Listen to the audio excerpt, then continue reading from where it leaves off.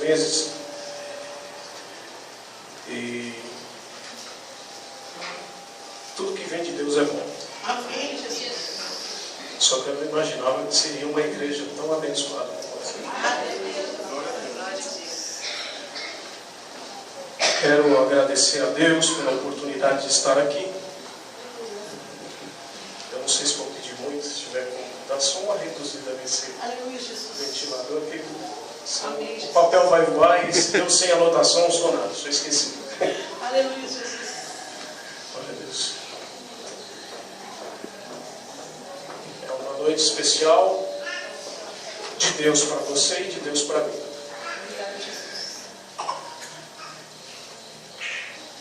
Pastora, a palavra de Deus diz que as trevas para Deus é como a luz. Diante dele nada fica escondido. Segura bem,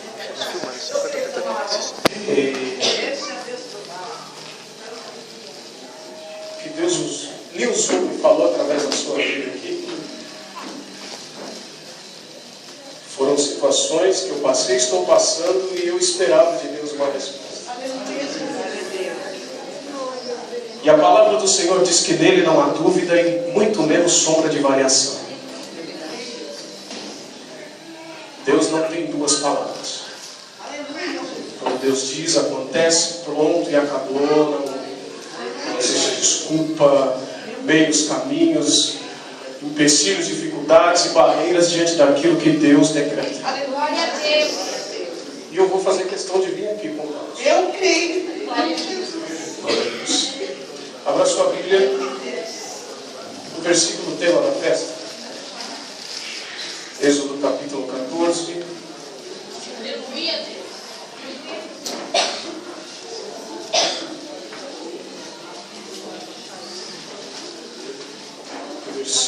Dos versículos do 13 até o 15.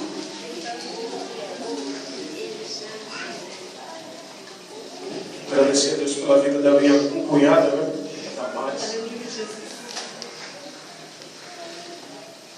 Por estar aqui. Eu tenho, pastora, pessoas que intercedem a Deus pelo meu ministério, pela minha vida.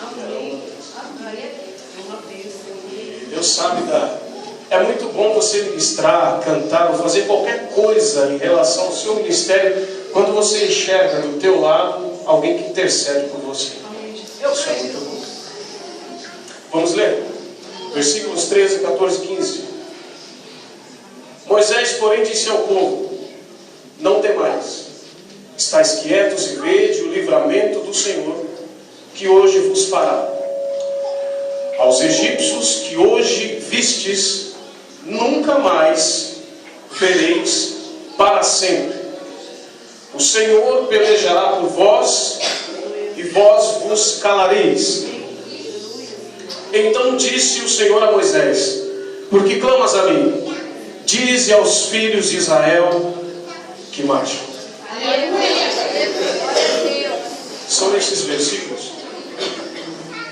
Eu orava a Deus e pedia que, através da minha vida nessa noite, Ele desse algo diferente para você. Não aquilo que você veio buscar,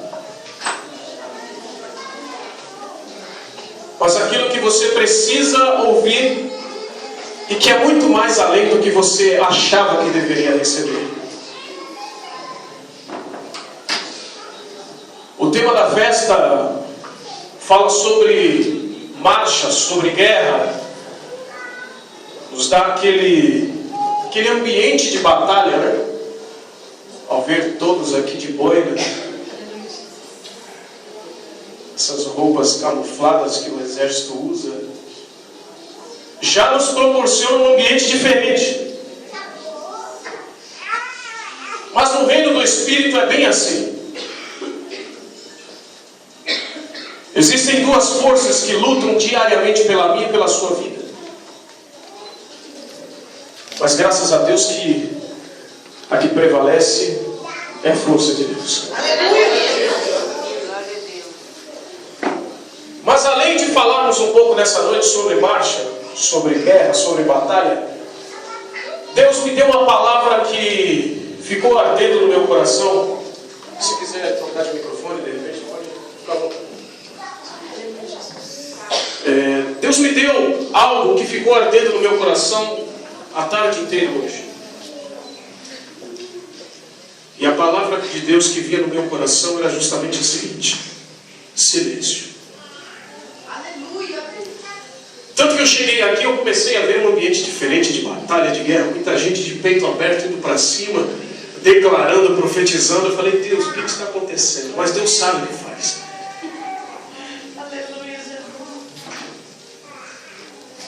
E é justamente para nós que estamos num momento de batalha e de guerra, Deus diz nessa noite que o silêncio será fundamental para a tua vitória.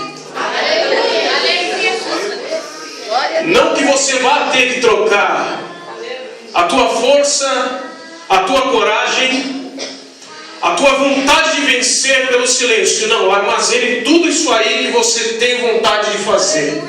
Só que Deus está nos dando nessa noite mais uma ferramenta chamada silêncio no meio da batalha. Embora seja difícil, mas você vai entender ao decorrer desses minutos aqui. A história que envolve o tema dessa mensagem, todos nós conhecemos. Trata-se da saída do povo hebreu do Egito. Tinham ficado muitos anos em cativeiro, servindo como escravos, como a situação era muito mais além do que empregados, porque empregado ele recebe aquilo que é justo, pelo que foi trabalhado. Mas eles não tinham isso. A única coisa que eles tinham era um lugar para deitar muito mal feito e alimentação ainda muito pouca. Deus diz para Moisés: tira o povo. Após Deus ter enviado a 10ª praga, que era a morte dos primogênitos do Egito, Deus move o coração de Faraó, toca nele e dá a ele o entendimento de que ele teria que libertar o povo, deixar o povo ir. O mesmo Deus que quebrantou o coração de Faraó, logo depois nós vamos enxergar que o mesmo Deus endureceu o coração de Faraó. E o povo sai. Quando o povo sai do Egito, Faraó se toca do que ele fez. Mas como? Como que fazia o Egito funcionar? Eram os meus funcionários, os meus escravos, que me davam toda a segurança e respaldo em agricultura, em trabalho, em tecnologia. Tudo de última geração. Na época que existia, estava no Egito. Era a posse de Faraó. E quem fazia tudo isso funcionar eram os hebreus, servindo como escravos. Não havia nenhum egípcio trabalhando em trabalhos de força braçal, não havia nenhum egípcio suando. Eram os hebreus que levantavam todo tipo de trabalho no Egito. O povo sai. Faraó se assusta. Como eu fui louco de deixar esse povo sair? E ele sai correndo atrás do povo, arma o seu exército da melhor maneira possível e sai atrás do povo hebreu. Se você puder ler em casa o capítulo 14 ou 13, capítulo 13 e 14, você vai ver que no meio do caminho o Faraó se encontra, ele se aproxima e alcança o povo hebreu, na intenção de trazê-los de volta para o Egito para viverem em cativeiro novamente. Deus abençoe. Mas a palavra de Deus diz que Deus envia um anjo. Com esse anjo, Deus traz na mão dele uma tocha de fogo, e na outra mão traz uma nuvem. Durante o dia, enquanto o povo fugia de Faraó, o anjo utilizava a nuvem para trazer sombra sobre a cabeça dos hebreus que atravessavam o deserto. E à noite, nós conhecemos que o deserto, durante o dia, o sol na sombra chega em torno de 40 a 45 graus. Quem não está na sombra sente uma temperatura de aproximadamente 60 graus. À noite é exatamente o extremo, em torno de 20 a 25 graus negativos. E o anjo durante o dia trazia nuvem para trazer sombra sobre a cabeça dos hebreus. À noite, quando caía a temperatura, Deus, pela sua infinita misericórdia e sabedoria, ordenava o anjo que utilizasse a tocha para que o povo não morresse no frio e ao mesmo tempo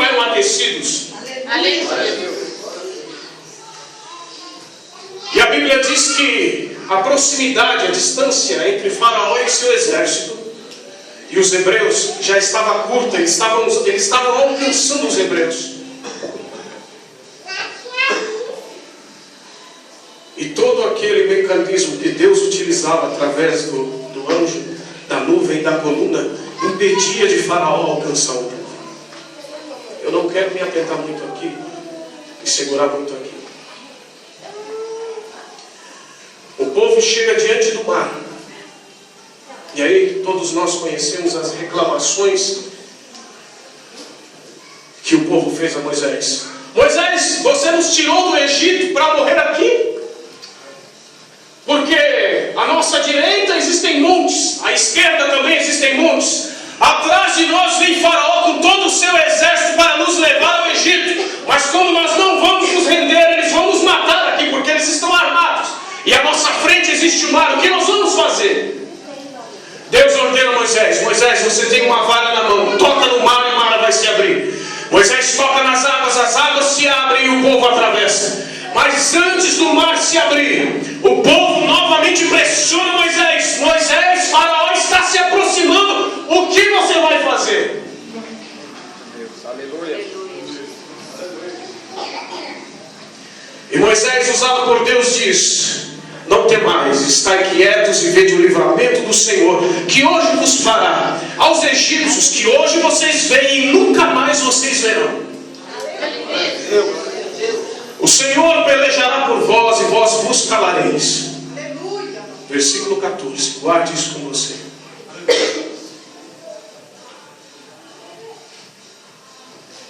Eu quero que nessa noite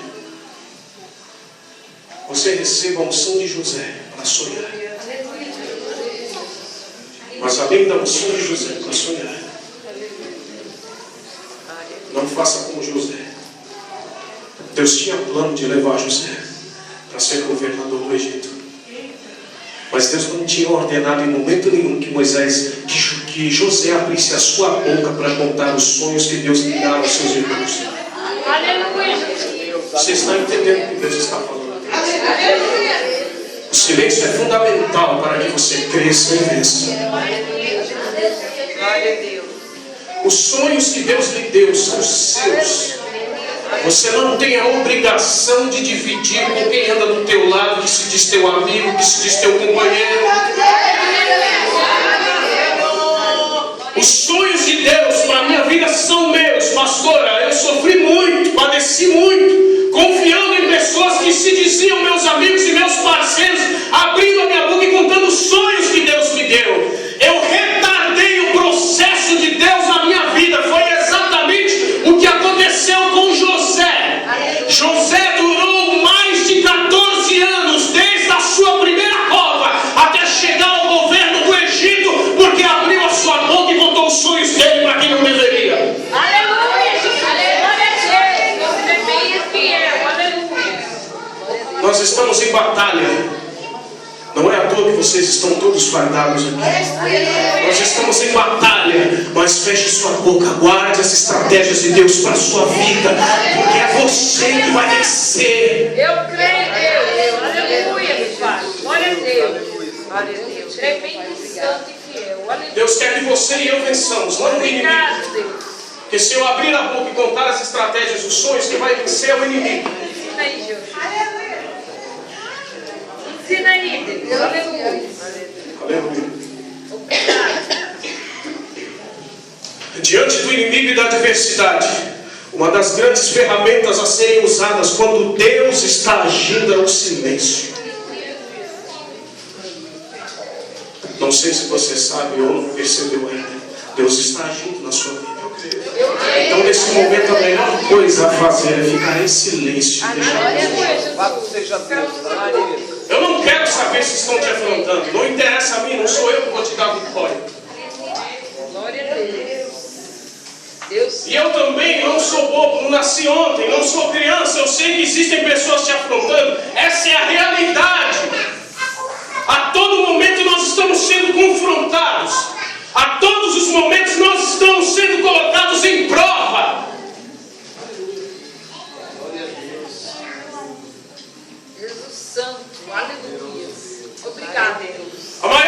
intenção de Satanás em te pressionar, enviando tribulação, luta, atingindo teu filho, teu esposo, tua família, teu trabalho, tudo que te cerca, não é que você desista, é apenas para que você abra a sua boca e conte os sonhos de Deus na tua vida.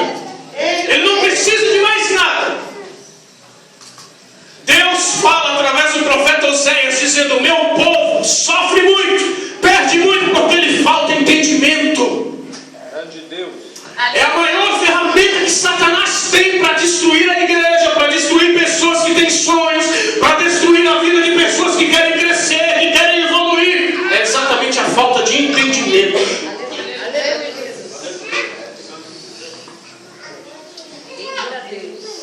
Mas quem sabe você estava sendo forte até hoje, conseguindo guardar os segredos de Deus na tua vida. Você estava quase abrindo a boca e contando as estratégias de Deus na tua vida para o diabo. Hoje Deus está dizendo para você: aguenta mais um pouco, fica só mais um pouco em silêncio, porque eu estou agindo.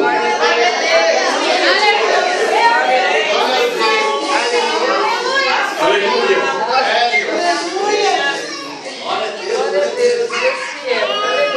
Obrigado, Deus. Obrigado, Jesus. Olha que interessante. No livro de Josué, capítulo 6. Livro de Josué, capítulo 6, versículo 10, diz o seguinte: presta atenção, não precisa abrir a Bíblia. Porém, ao povo Josué tinha dado ordem, dizendo: o povo estava rodeando Jericó já no segundo dia. Deus tinha ordenado ao povo que rodeasse Jericó, porque através do ato de fé e de coragem por rodear Jericó, ele derrubaria as muralhas e o povo se apossaria da cidade. Porém, ao povo Josué tinha dado uma ordem, dizendo: não gritareis, nem fareis ouvir a vossa voz, nem sairá palavra alguma da vossa boca, até o dia em que eu vos diga: gritai, então gritareis. Glória a Deus. Eu quero que você imagine comigo um bando de louco, rodeando a cidade sem armamento. Pense comigo aqui, analise comigo, tente desenhar aí na sua mente a cena. Porque os muros de Jericó eram altíssimos. A largura dos muros de Jericó eram de aproximadamente 7 metros. A largura do muro, em altura, ultrapassava os 10 metros. Tanto que o sistema de guarda do muro era através de carros. Existia uma pista com direções paralelas. Ou seja, carros passavam, iam e vinham, de tão largo e forte que era o muro da cidade. Agora imagine, para colocar abaixo um muro desse, naquela época, eu não sei nem se existia dinamite. Agora imagina comigo, uma fortaleza como essa, um bando de loucos rodeando a cidade em silêncio, os 7 dias. Imagine os guardas em cima, nas torres de vigilância, observando o que esse povo está fazendo. Porque não se ouvia barulho, não se ouvia grito, não se ouvia nada. Apenas os soldados enxergavam o povo rodeando a cidade em silêncio. O que esse povo está fazendo? Até eu, enxergando uma situação dessa, eu daria muita risada. O que esse povo está fazendo? Rodeando a cidade durante 7 dias. É o que Deus diz para nós nessa noite. Não interessa se os muros são grandes. Não interessa se a fortaleza está muito bem equipada. Comece a rodear em silêncio. Aleluia. Glória a Deus. Comece a rodear em silêncio.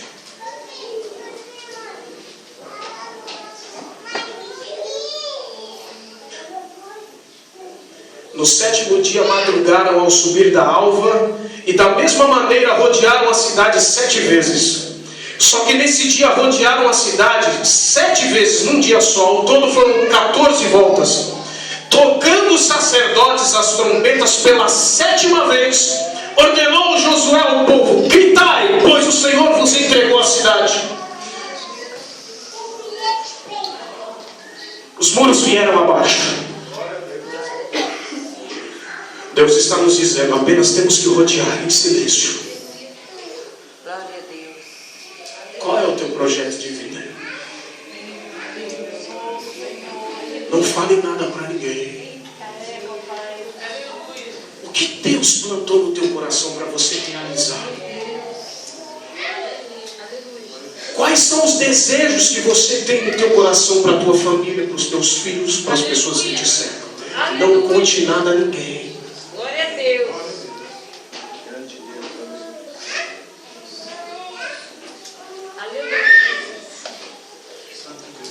Na hora certa, você vai ouvir a ordem de Deus. Grita. Eu creio. Irmãos, não existe estratégia melhor para se vencer um inimigo que está bisbilhotando a tua vida do que o silêncio. Deus que fala, meu Deus. Isso causa uma confusão tão grande na mente do teu inimigo que você não tem ideia. Ele está te caluniando, ele está te afrontando moralmente, espiritualmente, fisicamente, seja de que maneira for, mas enquanto você fica em silêncio, Deus está agindo sem o teu inimigo saber, e ele ficará louco porque não vai entender o porquê de tanta calma. Deus tremendo, aleluia, seu Pai.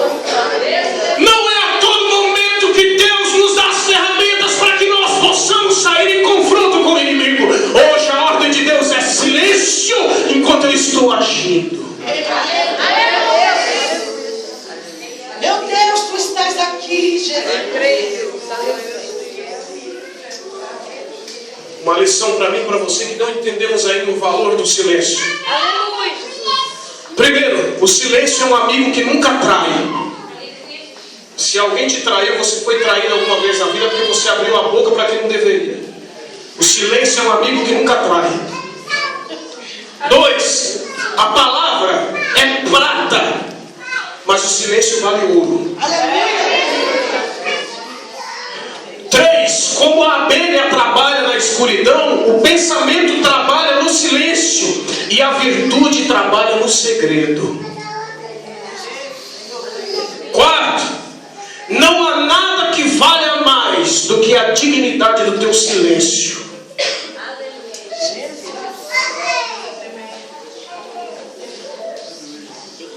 É estranho, no momento de batalha, dizer para as pessoas ficarem quietas em silêncio. Mas Deus não tem a obrigação de trabalhar da maneira que eu acho que deve ser. Quem sou eu? Para escolher as maneiras que Deus vai trabalhar na minha vida. Um dos atributos dele, só para começo de história, chama-se soberano. Aquele que não precisa de ninguém para dizer o que ele tem que fazer. Eita, como eu creio, meu Deus. É o que tudo pode, que tudo faz e tudo realiza. Paulo diz em Filipenses: nele está o querer e o efetuar. Glória a Jesus. Provérbios 11:12 diz o seguinte: o que despreza o seu próximo tem falta de sensibilidade, mas o homem de entendimento se cala. Não são as pessoas que estão te afrontando, o inimigo está usando as pessoas, ele está usando as pessoas que te cercam. Fica em silêncio. Você não vai atingir a pessoa que está do teu lado cega pelo inimigo, e ao mesmo tempo você não vai dar a saber o diabo que Deus quer da tua vida.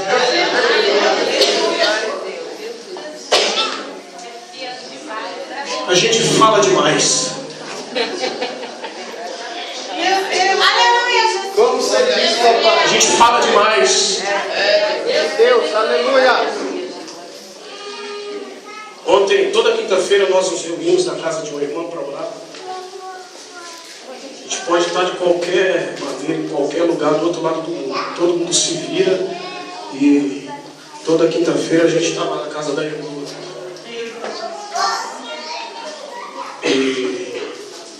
E ontem, em determinado momento, Deus dava revelações, dava instruções, algumas palavras de conhecimento. E eu tinha preparado algumas coisas para comentar com os irmãos, e de repente 2 pessoas falaram antes de mim, falaram tudo que eu ia falar. Inclusive as frases, as palavras estavam de acordo com a ordem de um livro que eu estava com ele na mão. Eu estava lendo. Eu ia dividir um pouco com os irmãos conhecimento, que é bom. E aí eu disse para eles ontem, olha, eu não sei, na hora eu fui corrigido. Eu falei, eu vou parar com esse negócio de não sei o que está acontecendo. Porque no fundo eu sei o que está acontecendo. Se eles falaram antes de mim, é porque eu sei que Deus revelou para eles. Então vamos parar com esse negócio, eu não sei o que está acontecendo. A gente sabe que Deus conhece as coisas. Eu vou dizer para você, esse aqui não é a minha maneira de ministrar. Eu gosto de fazer os irmãos folhearem as Bíblias e nós crescermos juntos em conhecimento, mas Deus está dizendo que é para ser assim hoje. Então eu quero dizer, igual eu disse ontem na oração, eu não sei, vou parar com esse negócio. Eu sei o porquê que Deus está fazendo acontecer dessa maneira aqui hoje. A gente fala demais. E às vezes o diabo não precisa nem fazer nada. Ele não precisa atribular a gente. Ele não precisa encher o saco da gente, tirar a nossa paciência. Ele não precisa fazer nada. A gente por si só entrega as coisas. A gente fala demais, como minha avó que já dorme no Senhor diz, a gente bate muito com a língua nos dentes. É mentira, irmão?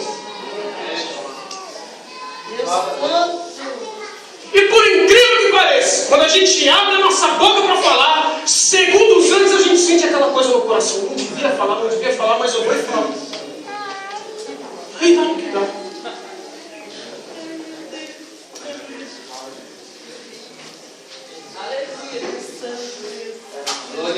Enquanto a gente fala demais, a gente perde a oportunidade de ouvir Deus. Olha o que eu vou ler para você. O silêncio faz a gente pensar.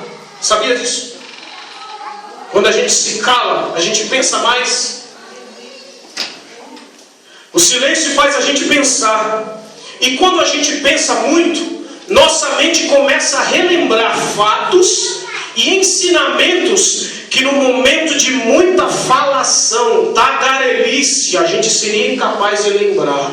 Ou seja, enquanto eu estou falando muito, eu estou esquecendo o que Deus me disse ontem para ficar quieto. Enquanto eu falo, a minha mente não trabalha, então eu não tenho entendimento do que eu vou fazer. Ou de falar, a gente fala demais.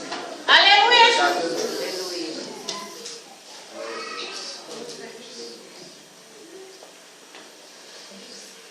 É o segredo de Deus para vencer. É o silêncio. A gente gosta de pregar tanto sobre a vida de José, falar o que Deus fez na vida de José, que Deus livrou ele da cova, do buraco onde os irmãos jogaram ele, cobriram ele de sangue, levaram um manto sujo de sangue para dizer e mentir para o pai que tinha sido comido por animais ferozes, a luta que ele passou no calabouço, a tentação que ele sofreu na casa de Potifar. Tudo isso é maravilhoso, contar os livramentos que Deus deu. Só que se ele não tivesse abrido a boca dele, aberto a boca para falar, ele não teria passado por isso. O que Deus quer dizer para nós essa noite? Quanto mais a gente fala, mais demora para Deus nos dar vitória. Quanto mais a gente abre a nossa boca, mais a gente retarda o processo de Deus em nos abençoar. Sabe por quê? Deus nos dá algo em silêncio. Nós devemos manter o silêncio, mas nós abrimos a boca. Damos motivos para Satanás agir contra a nossa vida. E aquele dia que Deus havia reservado, se eu tivesse ficado em silêncio para me abençoar, Deus não vai me abençoar mais. Deus vai ter que desfazer as obras do diabo, porque na noite anterior eu abri a minha boca. E assim vai, os dias vão se passando e vai se adiando o processo de Deus na nossa vida. Quem sabe o tempo que José passou não tivesse aberto a boca dele, ele já estaria sentado no governo do Egito. Aleluia, Jesus. Aleluia. É mentira, irmãos.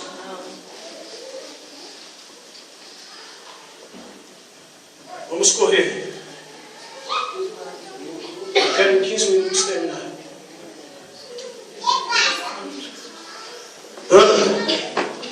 O maior exemplo que eu já vi de alguém passar tanta tribulação, tanta afronta, tanta perseguição e aguentar em silêncio.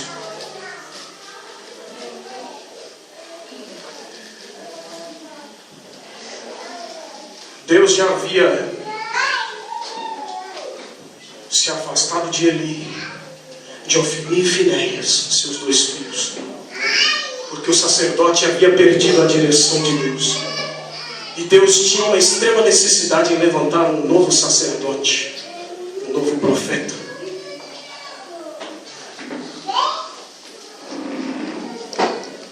Eucana era um homem que tinha 2 esposas, Ana e Penina. Todas as vezes que Eucana subia ao templo para oferecer sacrifícios de louvor a Deus, levava consigo as suas 2 esposas, Ana e levava Penina. Para Penina, Eucana dava mais porções, porque Penina lhe tinha lhe dado filhos. Para Ana, ele de bom grado, de bom coração, dava porções, mas Ana não merecia receber essas porções, porque era estéril e não tinha dado filhos a Eucana. Todos os dias que ofereciam sacrifício ao Senhor no santuário, Penina ficava zombando de Ana, dizendo: quem é você para estar aqui? Porque só pode oferecer sacrifícios e oferendas a Deus a mulher que gerou filhos e você não gerou filhos. Ana aguentou isso durante anos e anos, tendo a necessidade e também a vontade de dar filhos para Eucana, mas não podia, porque a palavra de Deus diz que o próprio Deus havia cerrado a madre, tinha deixado ela estéril. Olha só, propósito de Deus em deixar uma mulher sem condições de gerar filhos, para fazer ela passar afrontas diante de outra mulher. Nós temos que nos calar, parar de questionar a Deus o porquê que Ele está nos fazendo trilhar caminhos de pedras. Temos que parar de questionar a Deus se deveríamos estar em caminhos de rosas, se deveríamos estar em caminhos mais fáceis de serem trilhados, e questionamos, ficamos ocupando o tempo de Deus perguntando o porquê do caminho de pedra. Deus sabe. Deus está te usando como objeto e ícone de vitória. Deus está plantando em você. Deus está plantando em você um referencial de vitória. O processo de dificuldade na tua vida não é para a tua derrota. Deus sabe até onde você suporta. Deus sabe até onde você pode aguentar. Deus está moldando o teu caráter para ser um caráter de vencedor. Deus está moldando o teu caráter para ser um caráter de alguém que não desiste diante de qualquer dificuldade. Deus está moldando o nosso caráter para que nós possamos enxergar amanhã o grande livramento que Ele terá para as nossas vidas. Glória a Deus! Eita, Jesus lindo! Paulo chama a tribulação de maravilhosa. Paulo diz: porque a nossa leve e momentânea tribulação não se podem comparar com a graça e a glória que em nós há de ser revelada. E ele ainda diz em Coríntios 13: quem nos separará de Deus ou dos seus propósitos? A morte, a espada, a nudez, a fome, a peste? Ou que nos fará desistir dos propósitos de Deus? É leve, perto do que vai acontecer na sua vida. Quem sou eu para dizer que a tua angústia é pequena, porque eu não sei o que você passa. Pode ser grande, é grande, mas muito maior é o que Deus vai fazer. Oh, aleluia! Glória a Deus. Aleluia, Jesus. Lindo. Ana chega no templo, angustiada de passar tanta tribulação e tanta afronta de Penina, e se derrama na presença de Deus, e faz a sua oração. Ela ajoelhada diante do altar, ela está orando, só que orando em espírito, E a sua angústia era tão grande. Veja bem, a mulher estava em um estado de depressão. Estava iniciando o seu período de depressão. Devido a sentimentos travados, emoções complicadas, ela estava já entrando num caminho de profundidade sentimental, onde não haveria mais saída. Mesmo assim, ela vai, se prostra diante do altar em espírito, orando, a sua boca apenas se mexendo. O sacerdote, ele vendo a situação, ele ainda não entendeu a luta que a mulher já passava. Ele poderia ser um objeto de justiça, de bênção para a vida dela. Olha, Deus te abençoe e te conceda o que pede o teu coração. Mas ele olhou a mulher, orando em espírito, apenas mexendo a boca. Na mente dele, ele entendeu que ela estava bêbada. E disse: a essa hora do dia, Ana, você já está assim. É assim, às vezes, as pessoas em que nós esperamos ter uma palavra de fé e de ânimo, são as primeiras a nos dizer que nós estamos errados. É exatamente o que Jó passou. Jó tinha os seus 3 grandes amigos no momento em que ele mais precisou. Os seus amigos vieram lhe dizer que ele ainda estava em pecado e tudo que estava acontecendo era por culpa dos erros dele. Deixa eu falar uma coisa para você, grave isso no seu coração da melhor maneira possível nessa noite. Se prepare, não se decepcione mais com as pessoas, não espere mais nada de ninguém. Deus quer que você construa dentro de você uma fortaleza, a ponto de você não estranhar, não se surpreender com a atitude das pessoas, porque ainda na frente na tua vida surgirão pessoas que você poderá se enganar e achar que são seus amigos, mas é deles que vai vir a palavra de dificuldade para a tua vida. Deus está nos preparando para que nós não temos que parar com esse negócio de nos surpreender com as pessoas.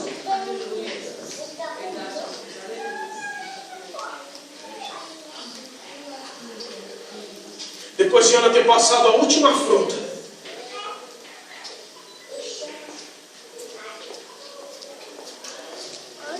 ela, com amargura de alma, orou ao Senhor, chorou muito e fez um voto dizendo: ó Senhor dos exércitos, se benignamente atentares para a aflição da tua serva, e de mim te lembrares e da tua serva não te esqueceres, mas a tua serva deres um filho, ao Senhor o darei por todos os dias da sua vida, e sobre a sua cabeça não passará navalha, será nazireu. Demorando-se ela em orar perante o Senhor, Eli, o sacerdote, prestou atenção à sua boca. Ana só falava do coração e os seus lábios se moviam, mas não se ouvia a sua voz. Eli a teve por embriagada. Ele disse: até quando estarás tu embriagada, Ana? Aparta de ti este vinho. Porém Ana respondeu, cheia de Deus, dizendo: não, Senhor meu, sou uma mulher atribulada de espírito, estava em silêncio até agora, calada, porque o meu Senhor estava agindo enquanto eu estava sendo afrontada. Não bebi vinho nem bebida forte, mas estava derramando a minha alma perante o Senhor. Fique em silêncio para o teu inimigo, mas para Deus derrame e quebrante a tua alma, meu Deus. Glória a Deus. Quem tem que ouvir o som da nossa voz é Deus, são os nossos inimigos. E é bem melhor mesmo que eles nos deem como mortos, como acabados, como falidos, porque quando eles menos esperarem, nós estaremos passando, sendo exaltados por Deus.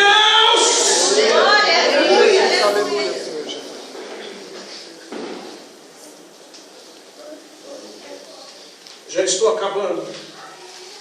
O livro de Eclesiastes, capítulo 3, versículo 7, diz o seguinte: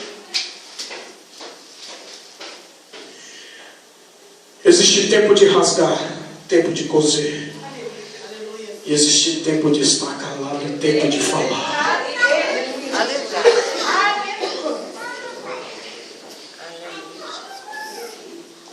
Só fale quando Deus fala para você, grite. Está no momento de decretar a vitória. Aí você abre a sua boca. Mas por enquanto, silêncio. Josafá recebeu uma afronta. Contra ele vinham os filhos de Moabe e mais uma outra cidade numerosa. Meu Deus, aleluia. Josafá era rei de Judá. Era uma tribo só. O reino de Israel, quando Davi assumiu o trono de Israel, Ele assumiu apenas em 11 tribos o seu reinado. Uma tribo não aceitou o reinado de Davi, onde se estabeleceu a tribo de Judá e o reino do sul, o reino do norte, Israel. E a batalha vem justamente contra Josafá, um povo pequeno, uma comunidade pequena. E Josafá temeu porque sabia que eram grandes, eram inúmeros, e não tinha condições de se vencer. Josafá coloca toda a província, Josafá coloca toda a tribo em jejum. Põe o seu coração diante de Deus. Diz: Deus, vem uma grande multidão contra mim, eu não tenho condições de batalhar. É morte na certa. O que eu vou fazer?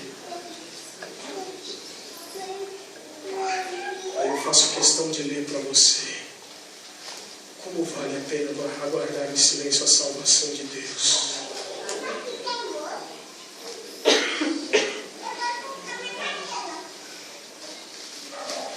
Enquanto Josafá estava em jejum e prostrado diante do santuário, com toda a tribo ajoelhada em jejum, veio o Espírito do Senhor no meio da congregação sobre Jaziel, filho de Zacarias.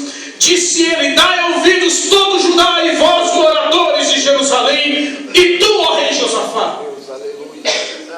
Isso é para você aqui nessa noite, que está guardando em silêncio a salvação de Deus. Aleluia, Jesus. Assim vos diz o Senhor: não temais nem vos assusteis por causa dessa grande multidão, pois a peleja não é vossa, mas de Deus. Amanhã descereis contra eles, eles subirão pela ladeira de Cis, e os achareis no fim do vale defronte do deserto de Jeruel. Josafá prostrou-se com o rosto em terra, e todo Judá e os moradores de Jerusalém lançaram-se perante o Senhor e o adoraram. Tendo ele tomado conselho com o povo, ordenou os cantores para cantarem ao Senhor e o louvarem por causa do esplendor da sua santidade, enquanto saiu na frente do exército, dizendo: rendei graças ao Senhor, pois o seu amor dura para sempre. Quando começaram a cantar, dar louvores ao Senhor, o Senhor pôs emboscadas contra os homens de Amon e de Moabe e do monte de Seir, que tinham vindo contra Judá, e foram desbaratados.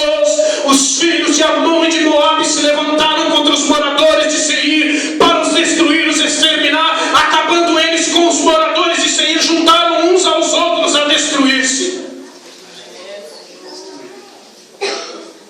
Josafá não precisou fazer nada, apenas se prostrar diante de Deus. Quando nós falamos, nós tiramos o agir de Deus em nosso favor. Sabia disso? Quando nós falamos, Deus não pode agir. Mas quando nós nos silenciamos, Deus age por nós.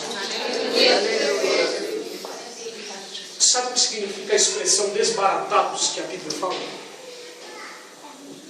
Segundo os estudiosos, a expressão desbaratados nessa época era usado para desenhar, ilustrar a situação de um exército destruído da seguinte maneira: espadas caídas no chão, lanças caídas no chão, todo o arraial intacto, e a cabeça dos soldados esmagadas, estouradas. Imagina uma pessoa tendo só o seu corpo inteiro no chão e sem a cabeça. Essa era a expressão usada na época